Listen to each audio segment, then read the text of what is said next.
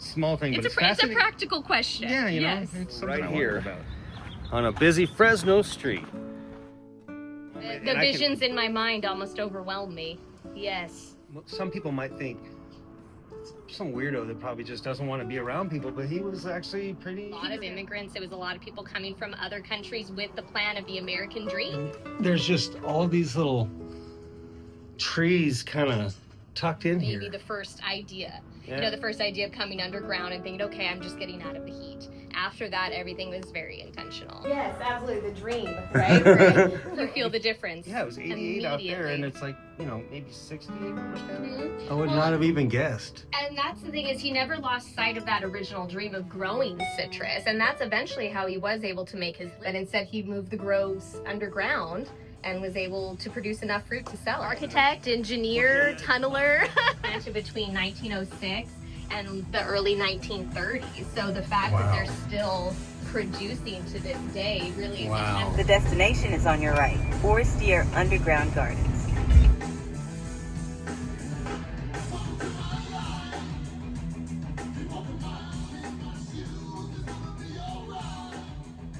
So right here, on a busy Fresno street, tucked away, is the Forestiere Underground Gardens, built by Baldassare Forestiere, an Italian immigrant who came here to Fresno in order to live his dream, and was quite surprised, but was not daunted. Surface area has a temperature of around 88 degrees right now, and I'm sure it's a lot nicer inside the underground gardens. So let's go in and check it out.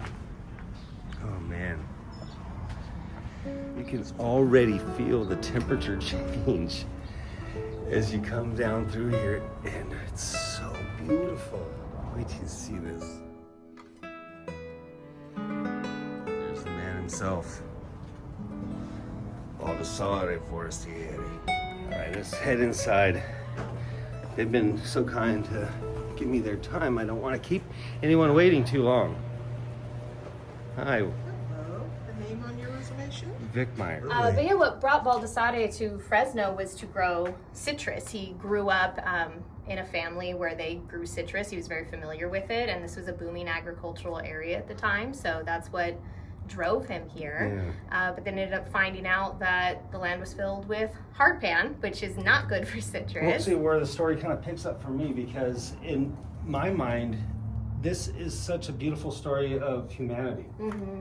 One man's hardpan became another man's underground garden. Yes, absolutely. And that's really, I think, the inspirational part of Baldassare's story is he came to America with a dream. He came with a plan for his life, and he hit a major obstacle. But instead of giving up and just realizing, okay, that dream's not going to work, he rerouted. He found a different way to make his life work, and I think it actually made it more beautiful. There's just all these little trees kind of tucked in here. Mm-hmm. I would not have even guessed. And that's the thing, is he never lost sight of that original dream of growing citrus. And that's eventually how he was able to make his living. I mean, his plan was to come here and have citrus groves and make his living that way. But instead he moved the groves underground and was able to produce enough fruit to sell it. And clearly they're happy down here because Well, they're yeah. still producing. And I was told the average lifespan is what, 50 years? About and these 50 are years. 100 years old and older. Mm-hmm. Yeah, Wow. most of these trees were planted between 1906 and the early 1930s. So the fact that Wow. they're still producing to this day really is Wow. a testament to what a wonderful environment it is.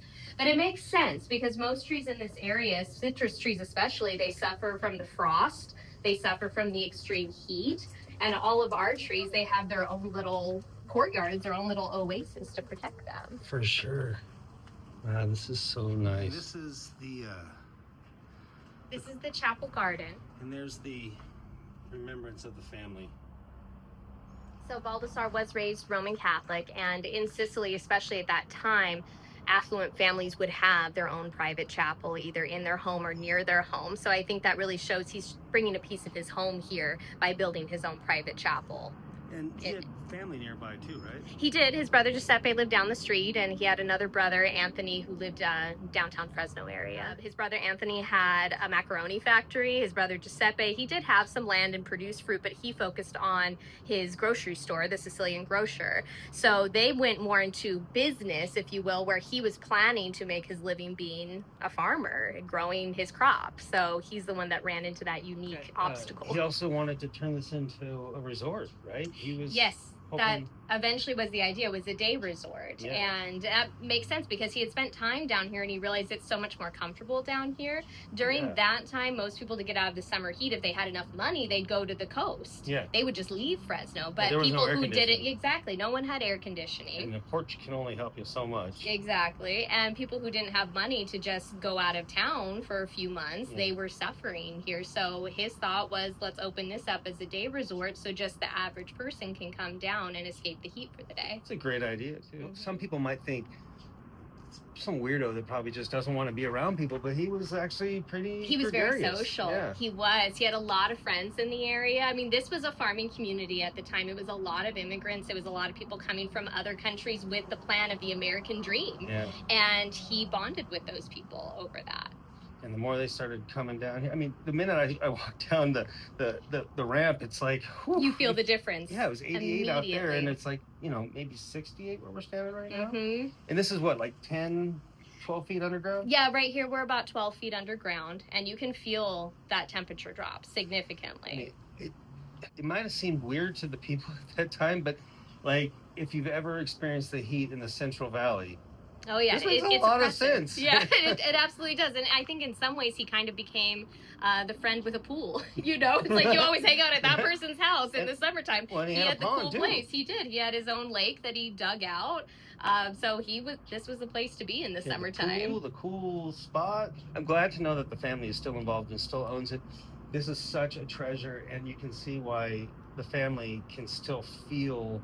I mean, this was more than just for him. This was something for a community. Definitely. He had a heart for sharing something he was creating with others. It was not just meant to be for him, his own place. He wanted it to be shared with others. And we still have tens of thousands of people come here today. So I think he would like that. I like to think that he would like that people are coming through and seeing it and appreciating it.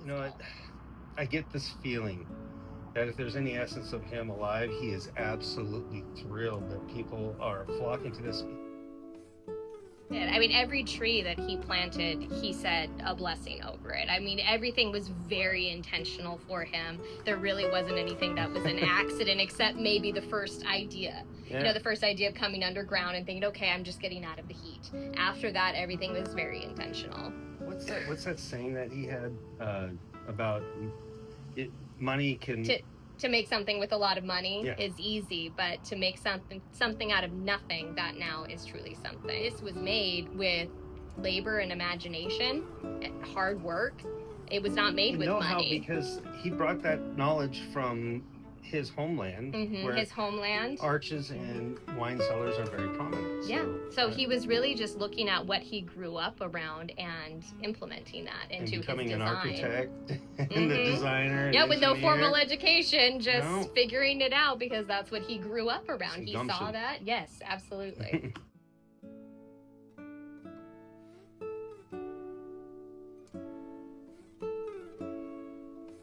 What attracts me to this place and what I find so special about it is just how he took anything that was passed his way and just made it into something that was his own and something Yes. that made him happy.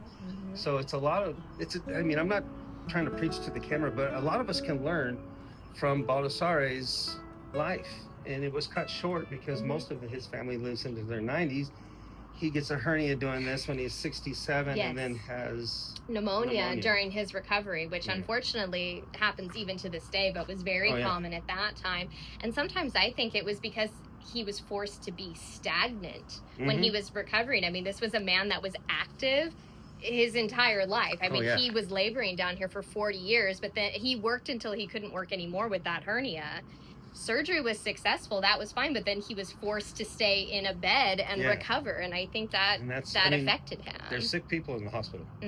Yeah, so no, I think if that hadn't happened, he probably would have continued for another 30 years in some capacity. Yeah, I'm sure, yeah. He was very close with his nephew Rick, who was the one who ended up inheriting it after Baldassar's brother Giuseppe passed away. When Baldassar passed, Rick was 18, and so he would actually come out here and help Baldassare mix the cement that they would use to put the hard pan together, and he shared with him, you know, the recipe for the mortar they were making and how he liked things to be placed. So I think Baldassare would have continued on and continued to share it and develop it. Well, and I think he'd be happy that you're spending some time sharing with me too, because I'm absolutely thrilled. This place, I mean, I could move it.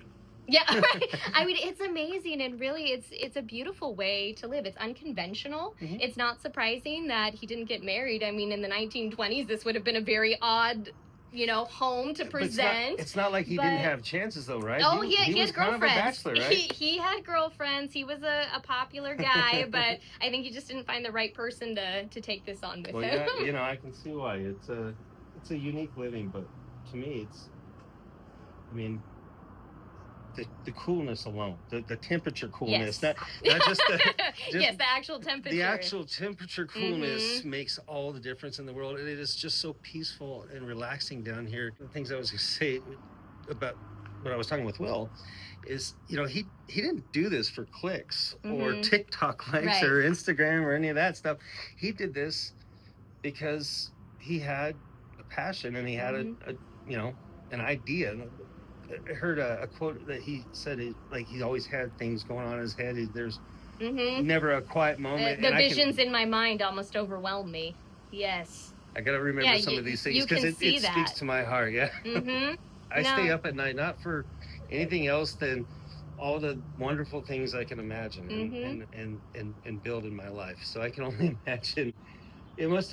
Like every time I build just a small thing or paint a picture or something, I can't stop staring at it. Yeah. Like I don't know how he slept around all this stuff. I would just be walking around going, "Man, look at what I did." Look what I did. Right? Yeah, very little. I think he spent a lot of nights. Probably pretty tired. Yeah.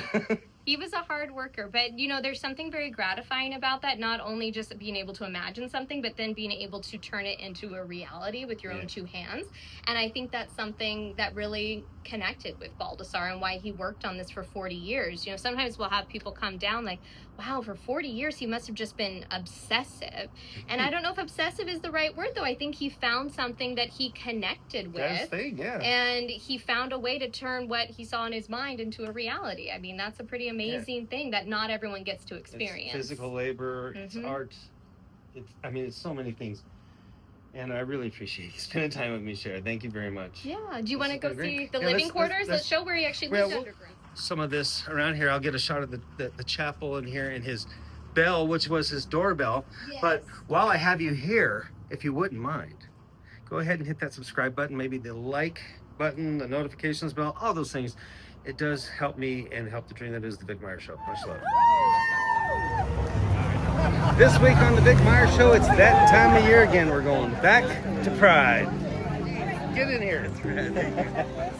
Go and walk proud, walk with love, and know that you never walk alone. Thank you. What are we doing here? You're not gay. I'm not gay. Supporting. Exactly. Showing the love. Showing the love. She just turned 4, but you know, we don't know. Just above us is the chapel bell, which served as Baldassare's doorbell. People would ring that bell and alert Baldassare to their arrival, but he also had a little peephole that I'm sure you'll show us something of, where he could actually spy on the people. This is his dining room in here. Get a shot of that. I'll let you get a view in here. This was his bath. That was his, That's bathroom, where he and you took can baths. see we have the renovations going on out there. So it is made of natural earth, so it does need some renovations some over time, upkeep, natural erosion. So the family does do those types of renovations, so it's still very close to the Forestiere. That makes it even more special.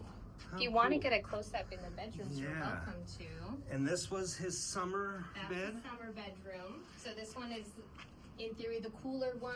He did paintings on the walls in here, so bringing a little bit of his home here too. Yes, exactly. I should mention, cameras are not allowed on these tours. I was lucky to get a special exception, and I'm glad to be able to walk behind these lines. But when you're here, make sure that you're obeying all the rules and keeping your hands to yourself. This is a 100-year-old plus museum. It's a living museum, and it's a piece of a family and their love affair with their past. So respect all the rules. With that being said, since I'm here, I'll show you the thing. There's a little hole down here, right? Oh, there it is. There it is. Okay. So there's a hole that looks out over here, and that hole shows right through this fireplace, hidden away enough that you really can't see it, but that was the front door, right? That was the front door. The front door, and what would happen is somebody would come here to the front door, and Baldassare would be able to look through the door and see their shoes to identify them, because everybody wore the same shoes all the time back in the days, unless you were going to church and then you had your church shoes. So just so many little details and awesome things that tell you so much about the man himself. And there's the man.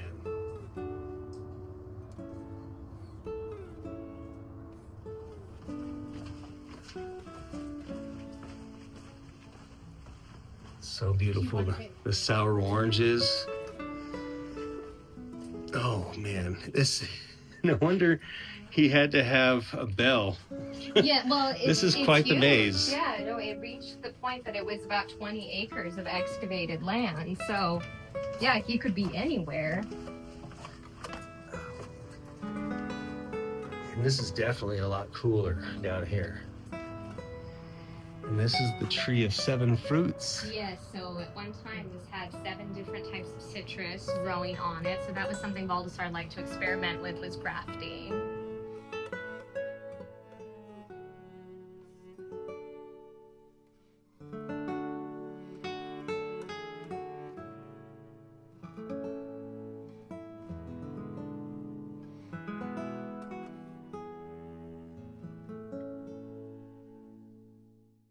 So this is Baldassare's tri-level aquarium, and the actual intention for this was the coolest place in the underground garden. So at the peak of summer, when it's over 100 degrees, 115, 120 degrees, he could come in here and it would be a cool 65 degrees Fahrenheit. So wonderful in the summertime, and that he could have his meals down here, relax. But he also added a really cool feature to it, which is that he put a fish pond on top of the room and a glass covered hole in the ceiling. So not only does he have a cool place to sit, but he also can look up at the fish. It's very peaceful. And it's a great example of how he embraced dolce far niente, the sweetness of doing nothing. Which, you know, it's easy to think a man that labored for 40 years, he was always doing something, but he did prioritize enjoying his life and focusing on slowing down a little bit and resting and enjoying that sweetness of doing nothing. That wouldn't be very Italian if he didn't. Exactly. he was a Sicilian at heart, so. Dolce far niente. Well, I think that's time. I think that's my cue. It's time for my own dolce far niente. Actually, I'll be editing this and enjoying every second of it. And remember, when you're out there on the roads, keep between the lines. Look out for Smokey, because they are looking out for you. And as always, thank you for allowing me to entertain you, presumably. This is The Vic Meyer Show, Wednesdays on YouTube.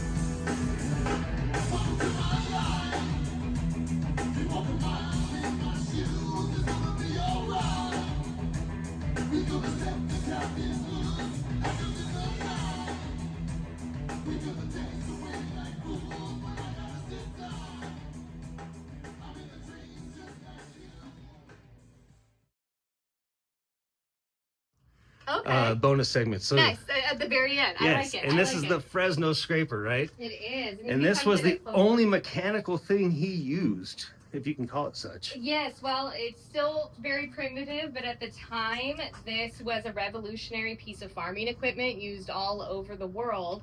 And Baldassar would hook his 2 mules, Dolly and Molly, up to this, and it's Dolly and Molly. It would just scrape. I mean, it's called a scraper, and that's in fact what it does. It scrapes along the ground and excavates more of the earth than one shovelful at a time. Yeah, so I'm gonna nerd out for a second there, because what this thing does, if I may, because I've done a little bit of manual labor myself, the scraper, as it gathers up debris, it actually helps grade and smooth the surface that it pulls over. And it was invented here in Fresno? It was, yep. 1883, James Porteous invented that. He was a Scottish immigrant. So Damn immigrants. Yeah. Hey, you know, there's I know. Well, built a foundation. I know. I love our immigrant community. I grew up on the borders, and I've worked alongside of our Mexican brothers and sisters for a really long time.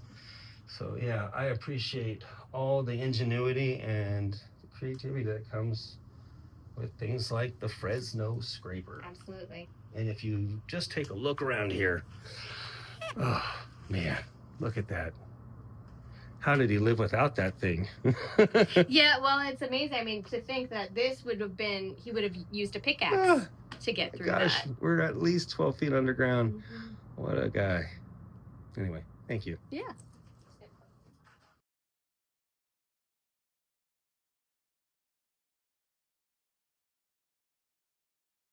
Well, yeah, I almost forgot one last thing. Shira, where did this man use the restroom? It's a great question. He can't dig a hole any further. Well, no, and he did what most people would have been doing at this time. He had an outhouse at ground level and a chamber pot underground. So you think you have a tough time waking up in the middle of the night? This guy had to go upstairs. Yeah, but you know what? That's what people did. Well, I appreciate you entertaining my question. Small thing, but it's It's a fascinating. practical question. Yeah, you know, it's something I wondered about. Thank you. You're welcome. All right.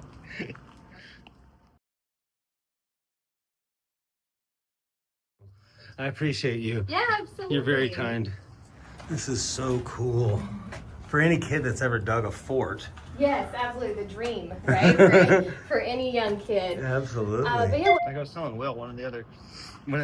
sorry, it's dusty down here. yeah, it is dusty. There's dust in the air. I gotta gather my thoughts here. What attracts me to this place and to Baldassare, I love saying his name the right way. Yeah. Baldassare Forestiere. It's like, if you get a chance to speak Italian, you might as well. You might as well take it, yes. So, I mean... All right, got that out of the way. You got a behind the scenes.